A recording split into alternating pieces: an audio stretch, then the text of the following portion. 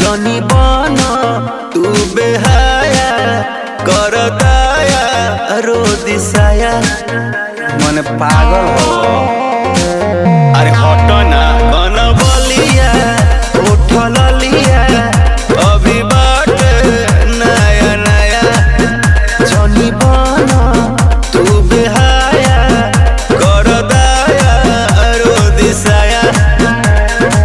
कच बजवानी हमर भाई का, कच बजवानी हमर भाई का, हे राजा